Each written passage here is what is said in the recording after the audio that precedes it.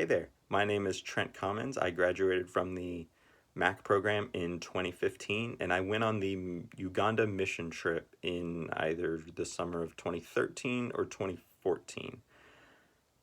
So it's been like 6 or 7 years, which is crazy. Um, but even so, I still vividly remember both the prep work leading up to the trip and then the trip itself. Um, so, needless to say, it was a very, very memorable experience. Um, And whenever I think back on it, I'm always amazed at what the Lord did, because that whole trip was kind of my weakness. And what do I mean by that? Well, I am a shy, clumsy kid who is not very good with words, if you can't tell. And that's kind of what the trip was all about. So the first part was we gave a seminar for several days uh, to like 50 to 100 pastors about like the importance of record keeping in business and like how to like try and sustain the business. That way these people could um, make a living and also sustain their church. And so it was super humbling to try and like get up there and like try and help these people out with very practical and real problems. And um, to have a college kid like teach um, like that was super humbling, super scary at the time too. Having like a translator and things like that as well, but it was so satisfying. And like by the end, they were cracking jokes, they were laughing, they were shaking my hand, they were wanting to talk, they were wanting to just. They're so welcoming and hospitable. It was so great in terms of that, and so they were willing to listen, and they learned very quickly. It was awesome, quicker than I did at school. Let's say that. Um, and then the second half was kind of we went to a school, and so we played with the kids and stuff like that. And we also like set up a swing set and a movie projector for them to watch movies and stuff. And so it's like this clumsy kid is working hands on with like trying to make like a swing set sturdy and like trying to set up a technology and stuff like that. And it's like uh, so that was fun and like trying to set that up. And at the end of the movie, when we had our little movie night, I got up there and kind of talked about kind of tied it to the gospel again and was like, hey, with this movie, here's a reminder of like what Christ did for us, kind of thing. And to kind of do that with kids and their parents as well, since they were invited, and was nerve wracking, and but also is but we serve the same Lord, and they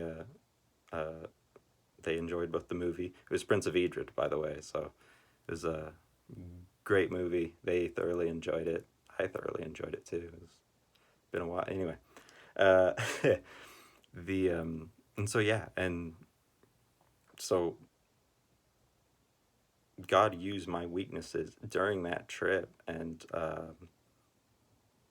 I think back to Paul in 2 Corinthians chapter 12, where he's like begging Christ to like, hey, take these thorns away, um, and Christ says, my grace is sufficient for you. And so Paul then replies like, then I will boast of my weakness, so that the power of Christ may be upon us. And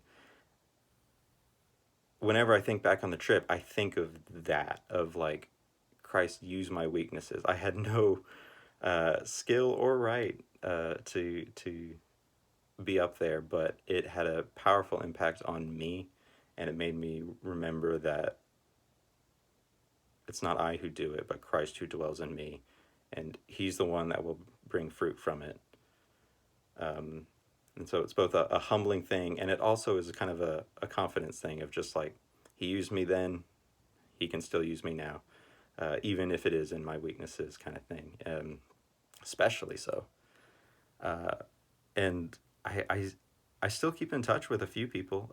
I went to a wedding of one of the Ugandans. I was a part of it, and that was super, super satisfying to see. And